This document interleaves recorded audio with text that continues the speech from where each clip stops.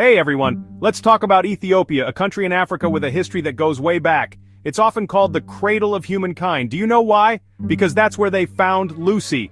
Lucy was an ancient human who lived over 3 million years ago. Finding her was a huge deal. It showed scientists how humans evolved. So, Ethiopia is like the birthplace of humans. But Ethiopia's story doesn't end there. It's seen powerful empires come and go. It's been shaped by trade, religion, and tough times. But through it all, the Ethiopian people have been super strong. They've stayed independent for a really long time. Their story is truly inspiring. Ethiopia's history and its land are connected. It has tall mountains, green valleys, and the Great Rift Valley, which is like a giant crack in the earth. It has volcanoes, hot springs, and big lakes. The Blue Nile River, a super important river, starts in Ethiopia. It's helped people live there for thousands of years. Ethiopia's history and land make it a super interesting place. Way before Rome, there was a powerful kingdom in Ethiopia called Aksum. Around 2,000 years ago, Aksum became a big deal in trade between Africa, Asia, and Europe. It was located on the Red Sea, which was like a highway for ships carrying valuable stuff like ivory, incense, gold, and spices. This made Aksum super rich and powerful. They even built tall obelisks like giant stone towers to show off their power. Aksum is also special because it became Christian a long time ago. A king named Ezana decided to become Christian, making Aksum one of the first Christian countries. This changed Ethiopia's culture and religion a lot.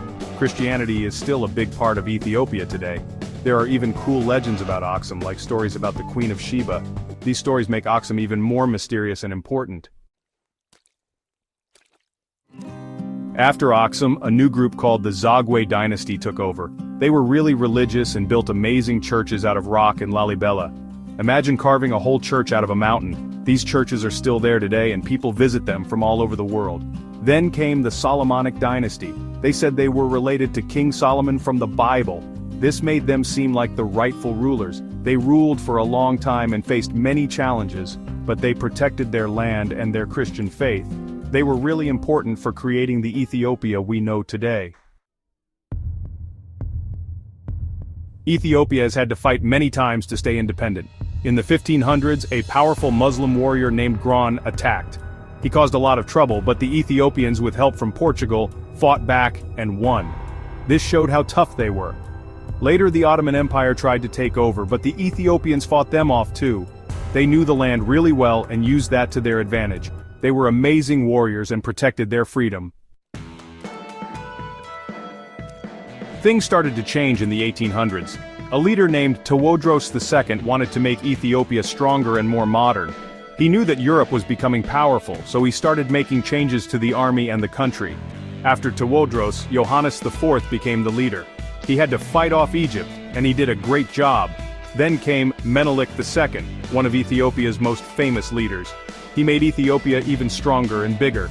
He was really smart and got modern weapons from European countries.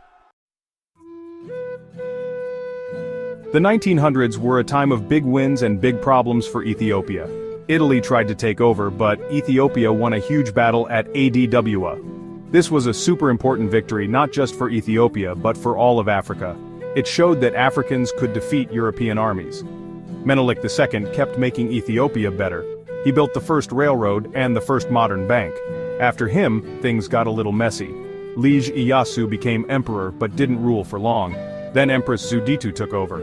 She shared power with Ras Tafari Makanan, who later became the famous Haile Selassie I. Haile Selassie modernized Ethiopia even more and joined the League of Nations. But then, Italy attacked again. Ethiopia's land is amazing. It has tall mountains, wide open areas, and deep valleys. It's really beautiful and has lots of different plants and animals. The Ethiopian highlands, also called the Roof of Africa, are in the middle of Ethiopia. They have tall mountains and deep canyons. The highest mountain in Ethiopia, Ras Dashen, is there. These highlands protected Ethiopia from invaders for a long time. The Great Rift Valley goes right through the highlands. It's a giant crack in the earth. It has volcanoes, hot springs, and huge lakes. It's a really special place and also where they found Lucy. Ethiopia's culture is super interesting. It has lots of different groups of people, each with its own language and traditions. The Amhara, Oromo, and Tigrayan people are some of the biggest groups. They've all helped shape Ethiopia's culture. Religion is really important in Ethiopia. It's one of the oldest Christian countries. The Ethiopian Orthodox Church has beautiful art and traditions. Islam is also important in Ethiopia, especially in the east. The city of Harar is a famous Islamic city.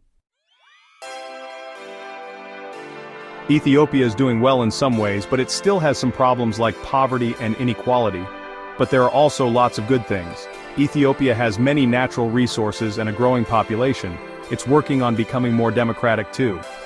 Ethiopia has a long and amazing history. It's overcome so many challenges. Its history, culture, and strong people will help it succeed in the future.